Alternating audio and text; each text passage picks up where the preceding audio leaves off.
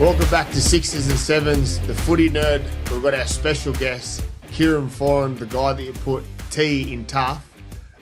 This is a pre-record. We've done this a couple of months ago before our great mate went back to France. So we dive into all things about Kieran's career from a young kid right through to where he is now at the Gold Coast Titans. So jump on, have a listen. It's a must listen for young halves. Well, welcome back to Sixes and Sevens Footy Nerds. Today we've got a special guest, Kieran Foran. Welcome. When the word Kieran Foran comes to my mind, I think toughness and resilient. And this peanut here reckons you're tough because you used to bash you in the backyard growing up. True or not? Fair point.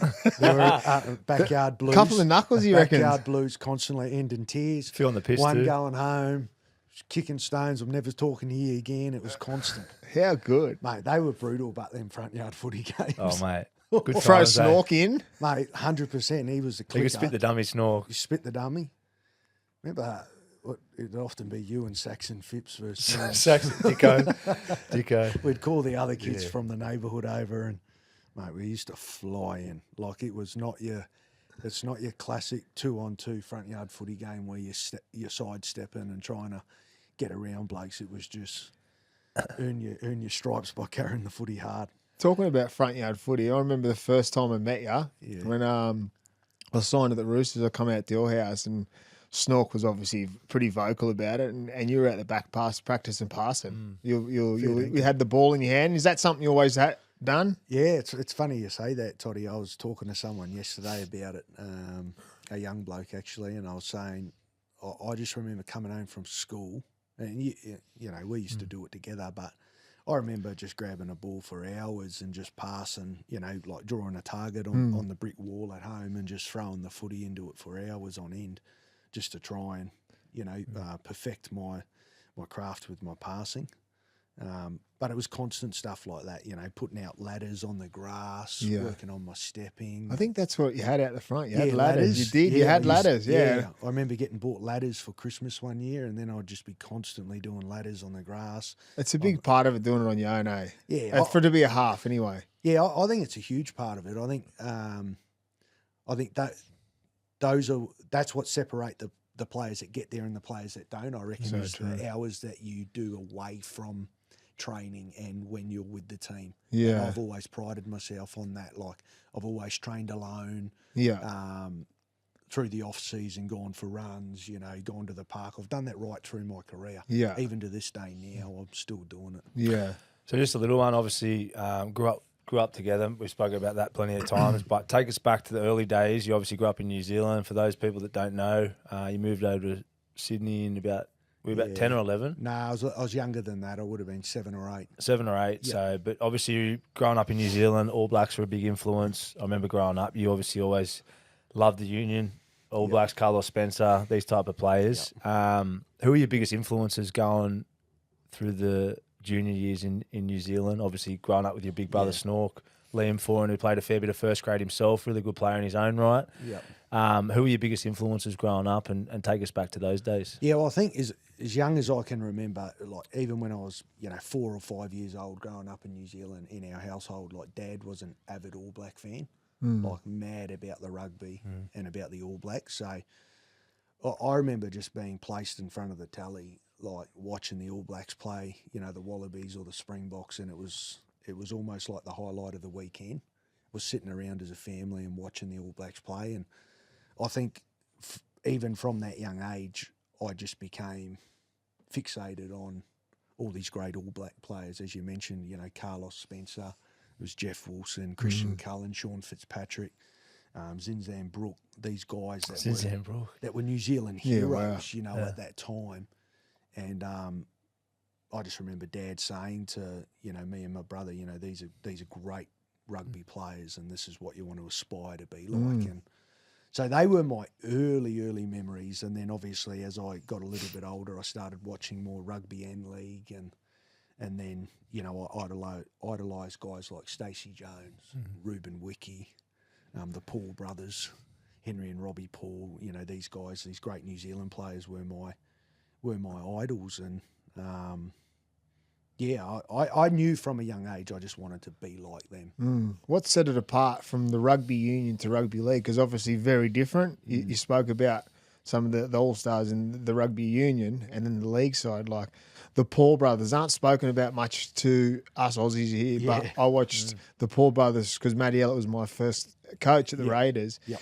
And a lot of his videos around the Paul brothers, like They were big in Leeds, weren't they? Huge. Bradford Bulls. Bradford Bulls, Bulls, yeah. yeah. They changed the game. I used to watch, so you'd always jump across the field and he'd dummy one way and then throw off his outside shoulder instead of inside shoulder. It was so strange. So when did you start going, okay, league instead of rugby, and how was that like? Because although we watched rugby in our household, I never actually played rugby. Yeah. Because where we lived in New Zealand, we lived in Ellerslie, and right down the road, about 200 metres down the road from our house, was Ellerslie Eagles Rugby League. Yeah, club. right. So the moment I could run, I was enrolled at Ellerslie Eagles. So I never actually played rugby, albeit I watched more rugby on telly because it was the major sport in New Zealand at that time. Yeah.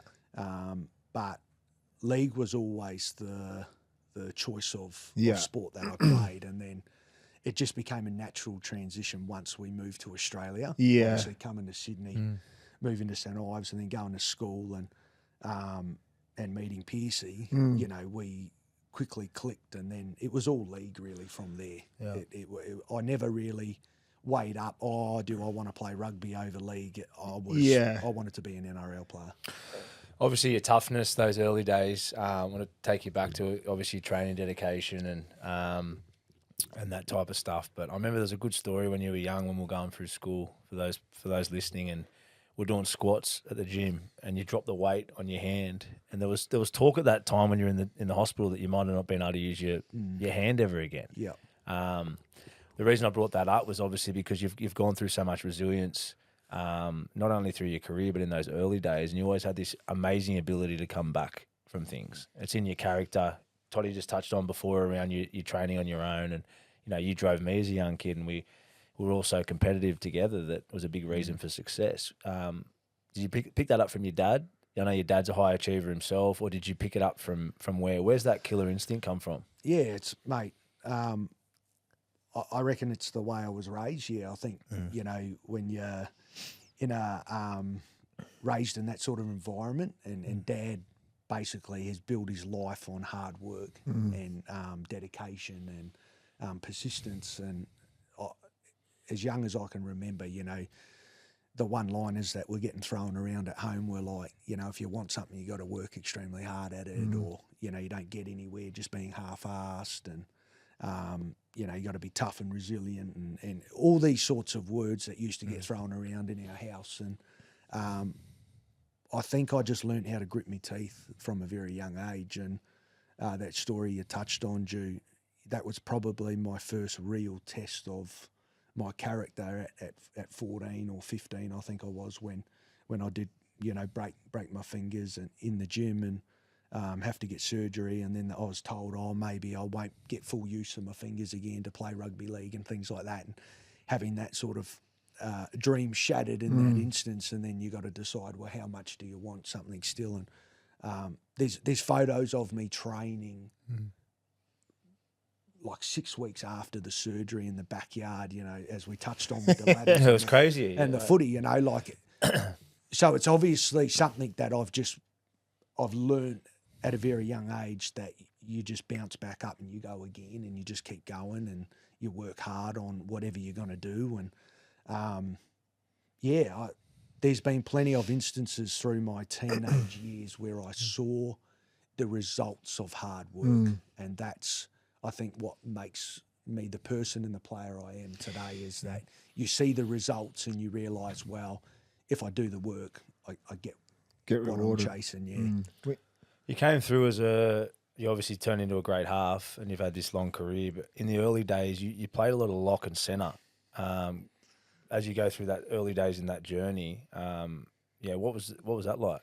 Yeah, it's cool. I touch on that story a little bit these days when I talk to young halves coming through, because not many people know I was an outside back as a kid, and I actually didn't know whether I was going to be able to make NRL as an outside back. And that was probably the knock on me, to be honest. Yeah. At sort of 16, 17 when I was signed at Manly. I was signed as a centre. I went and played SG ball. I left North Sydney Bears and went and played SG ball at Manly in the centres. I was a good centre, but I wasn't 6'3" and lightning quick. I'm 5'11" and sort of 87 odd kilos now, and I wasn't lightning quick. So at that stage, the centres getting around were Greg Inglis and Israel Folau and Mark Gasnier and guys that we all played against. And probably the knock on me from recruitment officers and clubs was, well, is he going to be big enough and is he going to be fast enough to play first grade as an outside back? And I reckon it was around that time, and I had some help, obviously, watching yourself and Liam as halves. But I've talked about it previously. David Penner was coaching Manly at the time. He was a big influence, wasn't he? Huge influence on me at Manly in those early days where I'd come up from SG Ball to play fleet, and I was still 16 and a half, 17, and he basically said to me, mate, I don't have any halves at the moment. I'm going to run you at 5'8". And I've been playing outside backs my whole life, a bit of lock and fullback centre. And I said, mate, I can't pass or kick.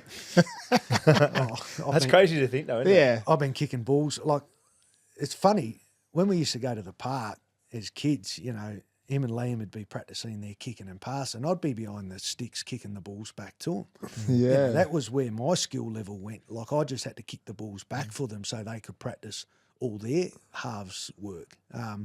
Well, you love Sonny too. We'll get to him later. It'd be good to talk about his leadership with the Kiwis. But you followed a lot of that stuff early, didn't you? Modelling your game around the running game and. Love Sonny Bill Williams. Idolised him as a teenager once I'd moved to Sydney, and so I watched his game and I wanted to be able to offload like him and punch through the line and model my game on that sort of robust run. And I wasn't sure where I was going to play, and this is why it's so bizarre being able to fortunately go on and play over 300 games as a 6 and 7 in the NRL. It's all been through hard work. So, yes. So take us through that hard work, because I'm sitting here going, well, I wanted to play. I was a centre, always a centre. Then all of a sudden, 303 games later, you've played all those in the halves. How does it become possible? This is for the young listeners, because there's so many kids get told at a young age, oh, you're not going to be good enough. You can't pass, you can't kick. What's the repetitions to do that for you to be like you? Because there's so many kids out there. Oh, if you can't play centre, you can't play anywhere. Yeah, well, that's bullshit. It is bullshit, Toddy. And this is where I give hope to those kids that aren't natural halves and don't really have a position, because I was no different. And, you realise that everyone's got strengths. Yeah. And my strengths were that I was a competitor, I was tough, and I wasn't afraid to go into the line. And I think once I progressed, once Dave Penner had encouraged me to play to my strengths, it was then a matter of fine-tuning my game. And that was where Joey sort of came into it, because Des brought Joey Johns into the mould at Manly in my first few years there, and Daly's first few years. And I just did a lot of repetition work on little intricacies of my game that would help me become a ball player, because I wasn't a natural ball player. I didn't see the game the way a natural half saw it. Everything was going to need to be a bit like a chess game for me. Yeah. How was I going to set the field up? Explain that in detail. You spoke about Joey. Yeah. It's great for young listeners there. You talk about Joey teaching you these intricacies, and you wanted to structure your mind. You had to structure your mind and compartmentalise how you were going to be the player you've become. Yeah. What were those, if you can give a bit of that insight into that? Well, early on, to give you an indication, I knew, okay, I don't have the extravagant kicking or passing game of most natural halves in the game. Didn't see the game like you boys, you know what I mean? But I knew, okay, I can dig into the line here. I can take a hit for my outside men, and I can hopefully create space for, snake out the back, or I can play short into the line and hit my back rower. So I simplified my role. It was really, really simple in my early days. I was either going to run myself And that by doing so, I was going to look at an A or B defender and see whether they were tired and they were going to come off the line sideways, because I was a robust runner, having been an outside back or a lock. So I knew I could come off my left foot and beat someone. So I was either going to run, or I was just going to dig in to be defender as hard as I could, and then I was either playing short or hitting out the back. And that was as far as it went. And then I just tried to pick the best option I could out of those three. And I didn't look any further than that. And I knew over time I could evolve my game slowly, but I had to be really, really good at those specific things in order to do my role well for the team. You talk about those three things, and that we were at Kiba a few days ago, and they're the three things I teach through our halves. Wow. That you've got to go square, Yep. and you've got to be brave. Yep. Okay, brave is a hard word to teach a kid because they don't understand how to be brave. What is it to be brave? Like you said before, you get hit and you bounce back up. Yeah. Like, it's not that easy. How do you be brave? Like, that was one of your biggest strengths, jumping down a short side. I know playing against you, you'd have to hold on you because you'd come right in and you were comfortable to get hit. Yeah. Is that... Obviously, it's madness for some people watching, and there's always people talking about Kieran Foran. He digs, he's so far in the line. It's not healthy. Yeah. But that's you. Yeah, well, I think at that time too, Toddy, like that was the game, and we played in that era, and it's not so much like that now. Yeah. You know, the defensive systems are different. But if you look back 10, 15 years ago, you could have a lot of joy really sinking someone and digging right into a B defender, Yeah. and creating space for a short runner out the back. Like you could have so much joy doing that. And I think I just, as I said, I played to my strengths. You know, I knew that I was brave enough to cop a whack, and I knew that by doing so I could create space for the guys outside me. And that's the game, isn't it? Create space, find momentum. Yep. Find momentum, creates meters creates tries. Like, For it's sure. pretty simple. Yeah. And we overcomplicate it when we teach kids. But if you can give them those three cues, and those three cues put you instead to have a 300 game career plus and still want more. Yeah, and I was raw with it too. Like initially I was probably just digging straight into the line, and there wasn't much subtlety about what I was doing, and that was where Joey came in. You know, Joey then would do repetition with me like, hey, Foz, if you want to get to B, let's just hold up A a little bit so he can't come and get to you. Yeah. And it was a wonderful thing Joey did with me through that time. He didn't try and shape me into a natural halfback.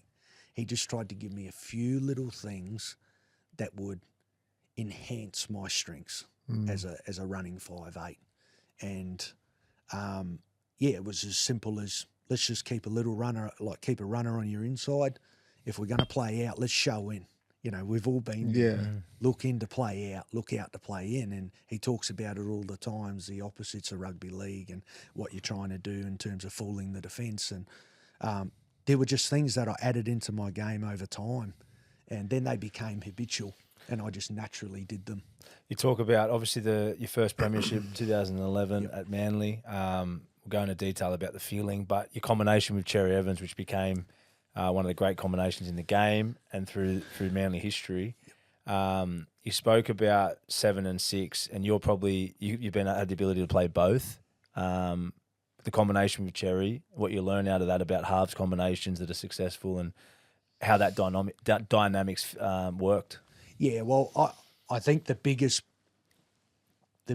success out of that combination was that we were the yin and yang, and you see it with Nathan and Jerome. You see it with all these great combinations, is that you complement each other's games. You both have different strengths and weaknesses. And I think me and Daly were a perfect example of that. Daly possessed a wonderful long kicking game, a great passing game. You know, he's a natural half. He's a great support player. You know, me in turn, I didn't have a great long kicking game, but I had a good short kicking game. I was a runner, not an overly natural passer. So we were just each other's yin and yang. And then when you're defending against a team like that, you got two players that are coming at you with entirely different things, and you're complementing each other's game so well.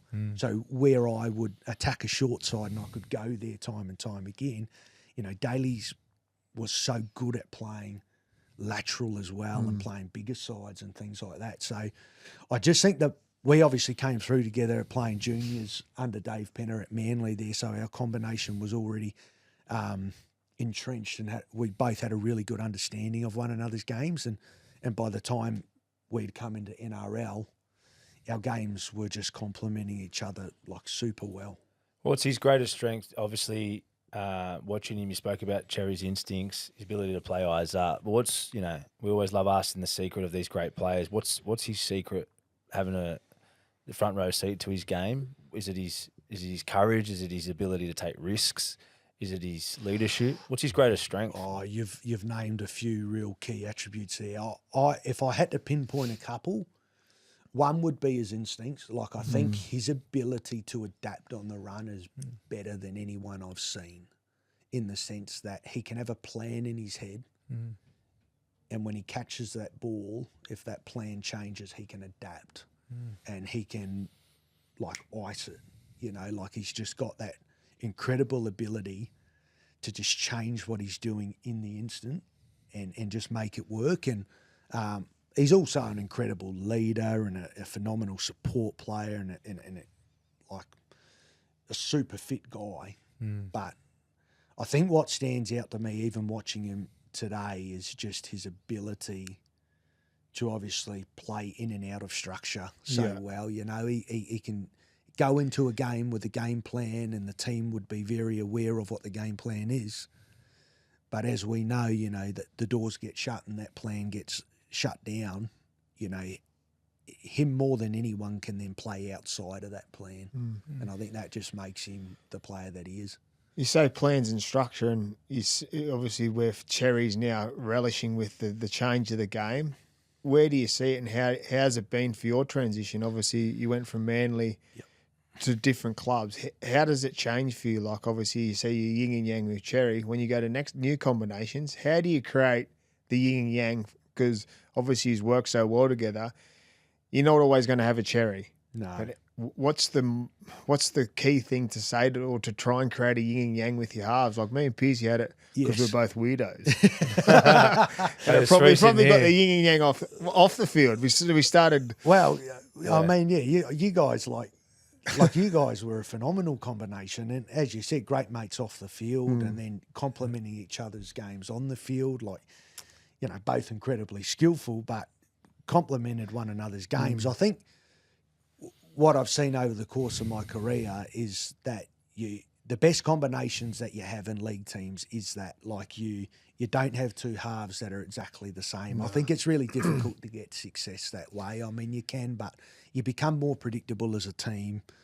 You're easier to shut down. I just feel like we've seen it over the last 5 or 6 years. Like you see Jerome and Nathan, and they both. Jerome is that off-the-cuff ability to play ad-lib, react to what's in front of him, and Nathan's playing to the structure. Yeah. He's getting the team to the points. He knows exactly where he wants to get to and what play he's playing next. Yeah. He's 3 plays ahead. You spoke about the game change. You obviously came through 2008, so it's 2009. Yep. It's the old school now, isn't it? For sure. Closer to 20 years than not. And then the way the rules have changed the last couple of years, you're the best person to ask the difference in not only culture, which we'll go into a bit later from the Manly days, but then the way the game's played. Nathan and stuff have spoke a bit about the speed of the game, having to play off the cuff, not as much structure. If anything, you've got better at the last couple of years with that quicker speed. What's the best way to put the way the game's changed? Yeah, I reckon the game went through its biggest evolution during COVID. I think when the 6 again rule came in, which we hadn't seen ever before, and they introduced it, I think the game shifted dramatically. I think we saw the ruck speed just go up tenfold. The wrestle sort of went out of the game. Then you could have 12 play the balls against you. So I think from that point, the game started to evolve from getting to points on the field and playing to all of a sudden you need to be able to play it on play. And how do you do that? Well, that's been the biggest evolution that I've had to get used to, because we all came through in an era where you were setting the game up. Yeah. And scorelines were 8-6, 10-8. Like you were grinding a game out. It was a battle of attrition, right? Like it was like, let's get 4 hit-ups there, have one shot at them, kick to a corner and back out D. And the game now is entirely different to that. You are not taking a set-up play ever. Yeah, right. Play one is... So there's no structure where you're taking setups It's now. very rarely now that you would find teams are just laying a point to then play something. You've got your points on the field, but you're encouraged to pull the trigger on any given play. There is no... I always say it now. There's no consequence for pulling the trigger and having a shot on any play. You're encouraged to do it. Yeah. So that's why you see the young halves now of Lockie Galvin and these guys, Sam Walker, coming through. Mate, they will kick on play one. Yeah. Because the game and the rules have encouraged that now. So that's where players like myself have to continually evolve to keep up with the changes in the game, and that's probably been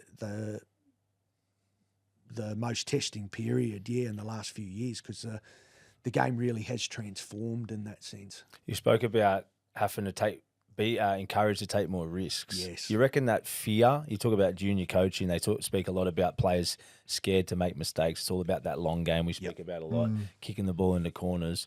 And you said you've had to loosen your style. Yep. Can that be coached out of you? Do you lose that from performance trauma, the ability to take risks? Or is it something that's just in you or not in you? So I think like what we've seen now with the way the rules are gone, that the halves that are thriving are guys that are taking risks. So I think you are doing the wrong thing if you were coaching young players now to try and manage sets. I think it's sort of gone the way the game's going. So I think you can see these halves that have come through that just want to be game managers aren't quite having the success of these risk takers. Well, the ball goes away from them, doesn't it? Yeah. And they end up sort of Too conservative? too conservative. The games are now full of free-flowing points. You know, what are we getting? We're getting 36, 34 score lines. Yeah. You know, so now it's about, it's favouring the attack, not defence as such. No, it sounds a bit contradictory because Penrith have won the last, 4 comps on defence. But, you know, I think the game is evolving there, and the way in which you would want to encourage young halves now is to take risks, I think, within reason. Which is hard when they're at schoolboy level. When we talk about schoolboy level, because it's so everyone wants to play Australian schoolboys, everyone wants to play for Queensland and New South Wales schoolboys, and it's all results driven. So how can you take risks when it's results driven? Because at the end of the day, they need to win. They need to win for their school. They need to win for their teachers to keep them. Yep. Obviously, the scouts are there watching them, so they play conservative. When you talk to a young half, and you've got a fair few coming through at the Titans, how do you teach them to take risks? Because some would say if they take risks at the NRL level and that risk doesn't come off, they get out the back door and someone else comes in. Like, do they have to practice risk? Do they have to watch the game? Do they have to understand what a risk means? Like, some people say, well, you take risks, kids will think chip over the top. Yeah. Well, that's not a risk. Nah, I think it's obviously the deliberate coaching and getting the right understanding of what risk-taking looks like. Yeah. You know, you look at Nathan's game and he's had that wonderful ability to obviously manage a game of footy as well as sort of evolving his risk-taking over the years and things like that. But, no, I mean, I look at our young guys coming through even at the Titans, and they've all got a wonderful ability to play ad-lib footy and off the cuff, and at the same time, you know, grow their game management skills. But I do tend to think that the way the game's going, you just want to encourage those younger kids to be a little bit more free-flowing in their footy, as opposed to where we were when we were coming through 15 years ago, because the game is very different now. You think it'd be better to be coming through as a game manager than develop the ad lib, or be the ad lib player than develop the game management? It's just an interesting question, because we spoke to Nathan about it in detail, and he was obviously more of a conservative player. Then learned to take risks. You spoke about your journey coming through as a tougher runner and then developing the other. Do you think there's the perfect formula, or it's just based on the individual? Yeah, I think it's based on the individual, Drew. I really do. I think every player possesses different strengths and things like that, and I think you've got to coach to the player that you've got. You can't develop and coach all halves the same. I think they'll all express themselves differently, and so I think it's important to see what you're working with. But yeah, I know myself, going back to my game, there was a period probably around 2019, 2020, one of my final years at Bulldogs and it was during sort of when COVID hit, was that I realised that my game was getting shut down and I was almost becoming too predictable, in the sense that players and coaches had been playing and coaching against me for about a decade, and they understood what my game looked like, and they knew what was coming. And as I touched on earlier, I'd always digged into the line and either played short and played out the back.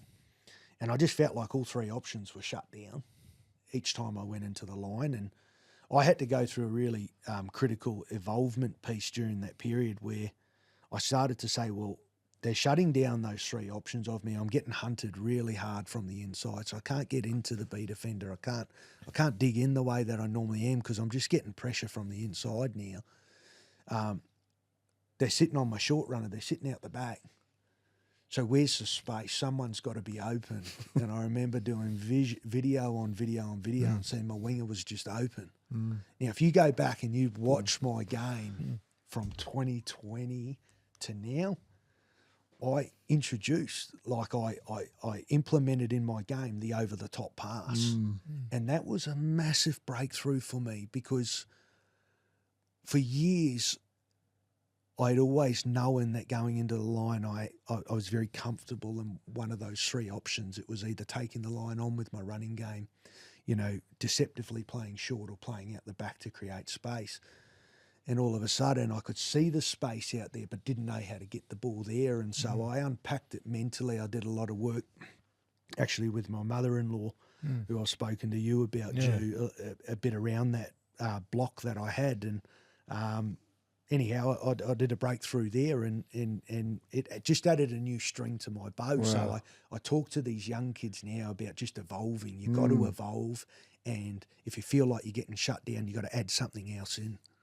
Mate, you just touched on a little golden egg there. I've spoke to you in a little bit around your mother-in-law and the mental side of the game. It leads us into a great conversation now around your resilience, your processes, and the way you see the game. But you just touched on something about a blockage. I've had chats over the years about different things like that. Explain to the viewers, or explain to us, what do you mean by a blockage? Is that a limiting belief? Is it a fear? What is this? Well, I had a limiting belief that because I wasn't a natural half, I couldn't play long. And so for years I honed in on my skill to be able to create space with a short pass. And I'd almost believed what people had told me, from a young age, because you're not a natural half, you won't be able to play long, like you won't see it. And I'd believed into that, and then it became to a point where I would go into the line, around that 2019, 2020 period, and I could see that long was on, but I couldn't throw it. And I remember... Out of fear? Yeah, out of the fact that I thought, it's going to get intercepted, or I'm not going to be able to hit the mark. Like, there were just all these negative thoughts around that pass. And I remember just sitting down and, I've touched on Karen, my mother-in-law, who's incredible with the mind work she does, and we unpacked it round a table, around a small table at home with A3 sheets, and it went for about 5.5 hours, and it was just the start of all this mental work that I've been doing for the past sort of 5-6 years now. But that was something that I unpacked, and I built it into my game, and to be honest, it added a new dimension to the way in which I went into the line. So, yeah, I mean, anything's possible, isn't it? I mean, here I was, an unnatural half. You know, I'd been able to dig into the line, play short, being told, well, I won't be able to play long because, you know, I'm not a natural half. You know, it'll be very difficult for me to see that ball, throw it, blah, blah, blah. And I think I've gone on and been able to execute it extremely well over the last sort of 5 years. So it's something I'm really proud of. The mental work you spoke about, you've done a lot of work on from all your career, but especially if you can go into this last 5 years, if you're happy to open up about it. For sure. But your processes going into games, how you deal with setbacks, how you deal with bad moments within a game, self-doubt. We spoke to Nathan in detail, which was mind-blowing. A guy that's won 6 comps, four comps, 5 grand finals, regarded as one of the best players in the game. He spoke about self-doubt, that it never goes away, that voice within games and week to week, it's the devil's always there. Yeah. Can you open up to us about all that? Yeah, I reckon you're lying as a human being if you say you don't get it. I reckon it's a complete and utter bullshit line. I have lived with self-doubt my entire career. It doesn't mean that I don't ever go into a game and think I can't dominate. I always believe I can be at my best, and if I'm at my best, then I'm going to compete the heck out of a game of footy and give my team every chance of winning it. But there's been periods in my career, and none more than my time at Canterbury, where I suffered a lot of injuries, a lot of media scrutiny through that time, a lot of pressure. You know, I was on big money. I wasn't on the field. I was getting injured, and basically being told to retire. And I remember regurgitating shit out of my mouth around home, just basically, I'm useless, I'm no good, maybe I should just retire, my body's broken.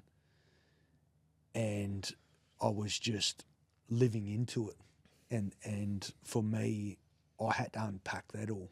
I had to break it down and restructure everything, because I had just beaten myself down so much with it that it was now affecting my ability to get the best out of myself. So I made a point to just do so much mental work from that point on my game and on the way in which, you know, my thoughts flowed, and the reinforcement that I gave myself and things like that. And I've done a heck of a lot of work on it. You know, I think any player has to do work on it, but more so than ever, the amount of setbacks I've had with injuries and pressures and things like that, you just are constantly trying to climb back up. And I said that I was talking to my wife about it the other day, and I said the hardest thing with injuries, and players who have had a lot of injuries will understand this, is that each time you get an injury, you're starting from the bottom again. And you got to climb back to the mountain again, back to the tip again, back to the tip. I've had to do that 18 times in my career from surgeries, you know. It's been exhausting. Like, that's the biggest thing, that's the unseen side of professional sport that not many people see. And you're fortunate if you get through without that. But I've experienced it firsthand, and that's what's made me resilient. The footy part, I've always been a competitor. I love training hard. I love competing. I love being out there with me mates. But it's been the climb back each time, which has just layered more and more resilience each time, because you got to start from the bottom again. Well, little parts of that is through lived experience. So you say 18 times. For the kid that goes through it the first time, what's your message to him? Because they don't have the experience of the 17 times before at the 18th time. Like, and then the same thing about evolving your game. Like, your 3 options started to not fail, but they weren't as good as you felt they were. So you change your game. That's from yourself. So you've self-taught again. Like, when we feel the coaches aren't going to come to us, that your 3 options aren't working anymore. You need to work out something else. You done that yourself. But how do we teach these young kids that are going to come through it all? And it's the game of rugby league. It's the worst roller coaster in the world, because it goes up and down. how do we teach them the mindset stuff? What do we say to them, or what do you say to kids or your younger self even? How do you build that mental toughness? What's drive, eh? Like it's The want? yeah. I honestly reckon it's just desire and want. And how much do you want something? It's like anything in life. Like we've all lived, these experiences, and we've failed and we've gotten back up and things like that. But my advice to young kids now is if you want something, you got to be prepared to work extremely hard at it. And if you do that, you'll get results. And like I said, I had some really good breakthroughs as a young man, and I saw what hard work does.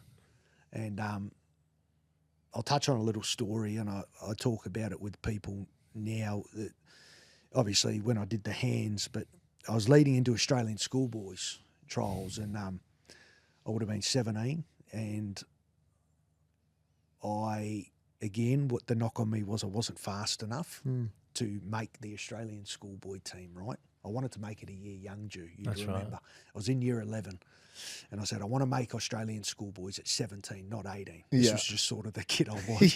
So I don't want to wait till year 12 to make it. I want to get there. I want to get there in year 11. So I made combined Catholic colleges, and then basically people were saying, well, he won't make Australian schoolboys because he's not fast enough and blah, blah, blah. Anyhow, I remember sitting at home with my old man, and he goes, mate, if you want it, you're going to have to train when no one else is training and work harder than anyone else is working. And so 6 weeks out from that tournament, this is a true story, I set my alarm at 4 a.m. Wow. Pitch black, middle of winter, put my trackies on, my sweat jacket, my beanie. I was living at Belrose at the time, and I had a 200-metre incline, like a little incline street. Yeah. I'd get out of bed, mate, 4 a.m, 4 days a week, I reckon, for 6 weeks. I'd throw my kit on, and I would go gun-ho up this 200-metre incline because I wanted to build speed endurance. So I'm sweating bullets, middle of winter, it's cold as heck, and I'm flying like a madman up this hill, right? 200 metres, and then I get to the top, and my old man had said, if you want to get faster leg speed, you got to come down it as well, because you'll get quicker leg turnover if you're running down a hill. Slipping over. So I'd go up, turn around, brake, come down. Anyhow, I'd do this for like half an hour, and then I'd basically start spewing by the end of it. And this was a huge breakthrough for me because I worked incredibly hard. That was how much I wanted it, okay? I wanted to train in the dark when all the other kids were sleeping, getting ready for school. I wanted to be working. And I went to that tournament and I played my lights out and I made Australian schoolboys. And there was no way I should have made it if you're judging talent. Yeah. I would have been the least talented centre there. But what that proved to me at that point in my life was that if you want something and you want to work hard, you will get the rewards for it. And from that point, I carried that through my career, and it's basically stayed with me the whole time on. To the point where I've honed in on my craft as a half. Yeah, wow. There's a yarn for you. Just a little question. At the bottom of all this, what's the voice? Like you talk about motivation. We can sit here and listen to how driven you are. I've known you all my life. Yep. And you've I got want to that, play again. But you got that killer, and I'm sure if you asked Toddy, he'd have something that's deep inside him that drives him. Like, you don't have to tell us. Yeah. But what is that? Because a lot of people can talk this. They can say they're motivated, but there's no one probably that's played 300 games that's been more resilient, in my opinion, for the size of you and the position you play. What's your voice? What is that when you don't want to train at 4 a.m? Yep. What is it that gets you up? And you don't have to tell us. Nah, what you do. Nah, Yeah, tell us. Give us some golden eggs. Nah, it's a wonderful question, eh? There's two parts to it with me, I reckon, that make me click. And one is that when I set a goal, I want to achieve it. And I've been like that my whole life. When I say I want to do something, I want to do it to the best of my ability. And then there's this wonderful motivator, which I reckon's been with me for a long time. and that's been proving people wrong and proving the doubters Yeah. wrong. And I just reckon I have thrived on it, and I still thrive on it to this day. It's still there now. You tell me I can't do something, Yeah. I will prove you wrong. And it has just lit a fire in me my whole life. And it's that little chip on your shoulder where you say, I'm not going to let that person have the last say. And that's what it's been like with me through my whole career. He's not big enough. He's not fast enough to play centre. Oh, well. Now he's playing half in the NRL. Well, he won't ever be good enough to be a great half. Okay. Let's see about that. You know, it's just gone on. Oh, well, you know, his body's broken. He should retire. He won't, you know, he won't be able to play 300 games in the NRL. Okay, let's go. So it's just been this constant thing where yes, I have wanted to achieve and maximise my ability as a human being in what I set out to do from the age of 4 years old, which was be a great rugby league player. But along the way, what's helped me is the doubters, is people writing me off. I have loved it. At the time, it burns and you hate it and you lose sleep over it. But then you look back on it and you go, how good's that? You've just inspired me to go again. You've inspired me to keep going. And I've just loved that. Yeah, and you own it too, because Foz, only a few months ago, you do your bicep. Yep. We all live on the Gold Coast. Back page, he needs to retire. You come out straight. I go, I'm not ready to retire. You want more. So you prove people wrong. But the thing is, it's the way you do it. Some people wouldn't come out and answer that question straight away. You come out and answer it. And last year, everyone was critical of the Titans of how they were going. But you were always front and centre. You'd speak about what Desi was teaching, what the team was working on behind closed doors. And each week over the year, you've got better.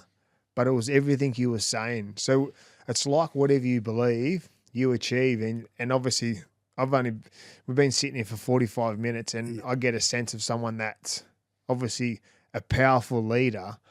But what's your leader techniques? Do you talk? Obviously, you're an unbelievable motivator. You lead by your actions. How do you do it in front of the group when you're standing in that huddle with the Gold Coast boys? Yeah, I think early on in my career, I was less inclined to talk and more inclined to just lead with my presence and my actions on the field and to try and inspire my teammates. You know, here I am, a little guy. I want to go after a big guy.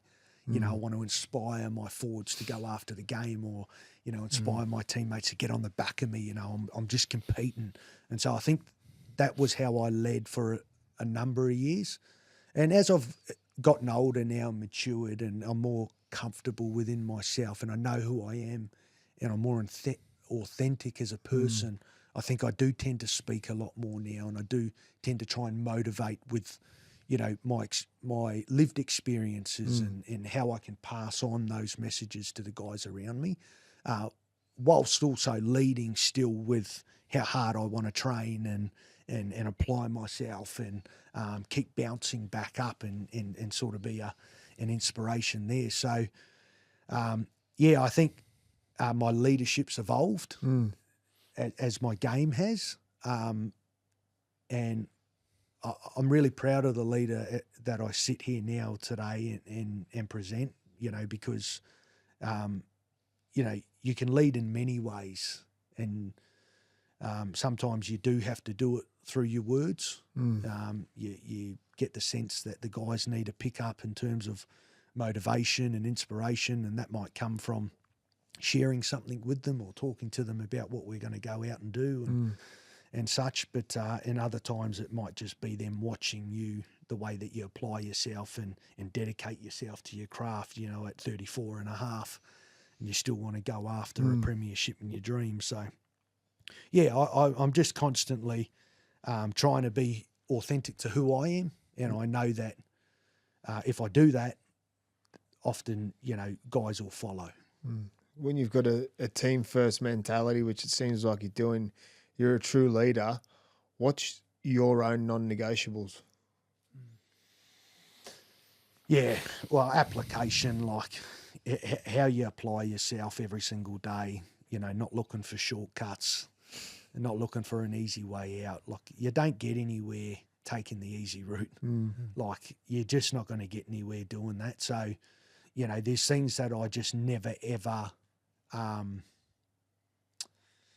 never ever waver on.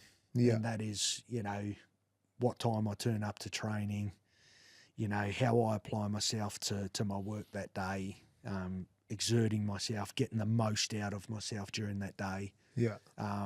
And that's what I expect from all the guys in our team. And I think if everyone buys in and everyone's doing that, then, as we've spoken about a number of times today, you get the rewards. Yeah. You put in the work, you get the rewards. The early days, touch on your first competition in Manly, the feeling of that. But I want to ask you more around the culture of Manly. You spoke about leadership. What one of those players or the group of players there taught you about leadership, whether it was from an old school mentality or because there was so much talk coming out of Manly, obviously following your career closely and being good mates. I heard a lot of stories out of Manly. But around the game, you hear a lot about how they demanded and had so much success, but it was a different culture. How much did that shape the way you see the game? Oh, huge, Stu. Yeah. Huge. Yeah. I am the player I am today because of those early days at Manly and being surrounded by the guys that I was surrounded by. I couldn't have come into a more brutal footy team and a skillful footy team at the same time. Like, to come in as a 19, 20-year-old, and on my left-hand side I've got Steve Maddai at centre, who's just playing through excruciating pain and belting blokes. And I've got Chocky Watmow, on the inside, who's, in my opinion, one of the toughest players I've ever played with. Yeah. Yeah. Then I've got the skill of Glenn Stewart and Brett Stewart, and then I've got two wonderful leaders and sort of Jason King and Jamie Lyon. The list could go on. Brent Kite, Matt Ballin. I mean, it's endless. But I think I learnt so much from the culture that I came into at that time. And as a young kid, you were expected to buy into that culture. And that culture was, you play your heart out, you play through pain. I don't care how injured you are, you turn up for your teammates because that's what they need from you. And basically you exert yourself and you give your all. And that's why that team was so successful. I mean, we hear, they were an incredible bunch of guys, incredibly tight, enjoyed a beer off the field, and it was wonderfully fun. But I tell you what, there wasn't a more committed footy team at that time in that era, like where blokes would sacrifice themselves for the betterment of their teammate. And that's what those guys did week in, week out. And I learnt the sort of footy player I wanted to be from those times in those years. Like, I just learnt, wow, like this is how you create success, is you be a selfless teammate, you sacrifice yourself for your team, and they'll do the same for you. So just learnt so much from those guys, Captain the Kiwis, obviously strong connections with New Zealand. I know you had a good relationship with Sonny Bill Williams. You spoke about Stacey Jones before. Can you touch on those? Or there was guys that we haven't heard about, the leaders that sort of have an influence in the Kiwi environment? Space, obviously Simon Mannering was a big one. Oh, yeah. Unsung hero, like, mate, super player, super individual. He impacted me in that space. Sonny Bill Williams, as we touched on, was one of my idols when I was a kid. So I got to play alongside him, in the 2013 World Cup, which was just a childhood dream. I couldn't believe it. And he probably impacted me, just seeing his professionalism and the way he looks after his body and the way in which he, applies his work to his injury prevention and his rehab and things like that. He was just ultra professional. So he certainly inspired me on that level in that space, and I still carry that with me today. And Stacey Jones, who's now the Kiwi coach, like to think. What's his greatest strength, Stacey? Because obviously I love watching him play, and Yeah. you speak about there's a secret to every great great man. Yep. He looks like a bit of a knockabout, Stacey, and then everyone he brings a grip. What's his greatest gift? Well, he's been there as an assistant under Maguire for 5 years, who's no longer there. You know, Madge was phenomenal in that Kiwi space. We've got a wonderful relationship with Madge, and seeing what he did for that Kiwi culture was special. But Stacey, you know, he learnt a lot during that time, no doubt. And when Madge moved on, you just got the sense that Stacey was ready for that role. And we all know the career that Stace had, like the little general, what a player. Like he could, you know, he was such a crafty, skillful halfback that, you know, his team, like, he just carried the team on his back for a little guy. He just inspired so many. And I think he's like that as a coach. I think he's got this wonderful ability to inspire his players because he was like that as a player. And he just demands so much respect because of what he's done and who he is in the game.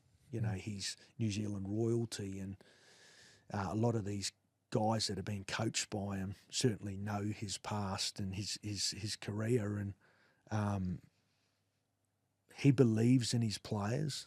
Like you can see it. Like he just encourages his players to be exactly who they are, and it's a great strength as a coach, isn't it, to bring out the best in all your players, and I think Stacey's just got that incredible ability to do that.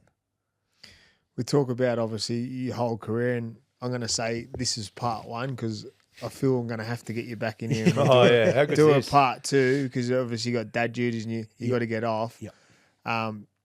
You're not ready to obviously finish up. Your aspiration is to play longer. But when the day comes that you have to hang up the boots, is there aspirations to coach?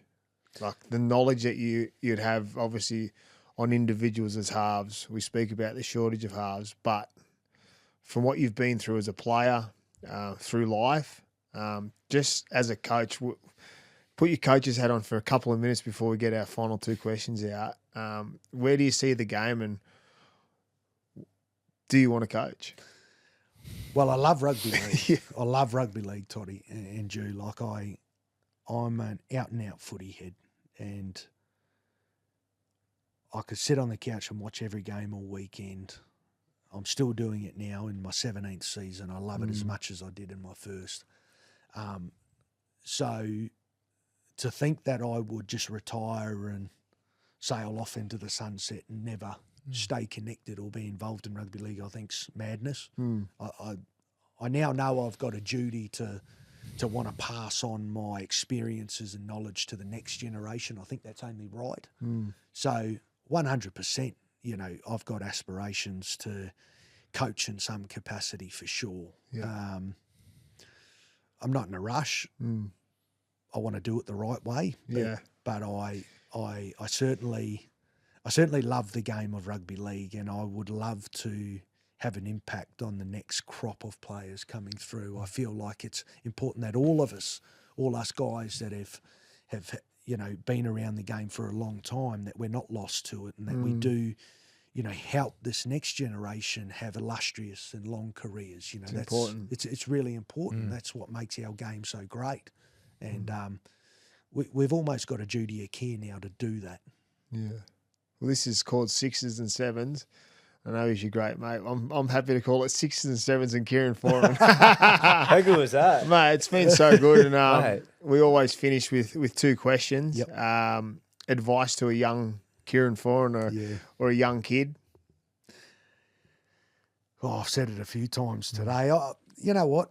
I'll touch on something else. Be coachable. Be coachable. It's a block, I reckon, that prevents a number of kids from getting there is being open to advice and constructive criticism. And I think it can be a really difficult thing at times, but it's got to be something that you've got to be prepared to cop on the chin. I think if you want to evolve and you want to learn and grow your game, you can't be stubborn enough and shut down enough to think that you know it all. And I think for young kids coming through, just be open. Be open to advice. It doesn't mean you're getting it wrong or you're no good. It just means someone's trying to help you. And I've seen a number of players not get to where they want to get to purely because they were too stubborn in the head or didn't want to be open to advice from coaches and adaptable. I think as a young guy, just be open to evolving and growing and just build relationships and ask for as much advice and help as you can. And the next one is, you've touched on a fair bit. Why are you so good, and what's the secret? Don't be humble either. It's a hard question. It's a hard but we've been question asked because for- you don't want to answer it. It's one of those questions you don't want to answer, but it also, when people talk about it, you give an insight because there's going to be some kid, and there's some of the things you've said, parents, corporates, whoever that listen to this, no one might listen to it, but there's some of the things you've said. Take football away, you're putting people's lives in good stead if they take some of your values away. What was the question again? Why are you so good? And what's the secret? I was waiting for the big smack there. I'm trying to avoid it. Why are you so good, and what's the secret? There is no secret. I don't know.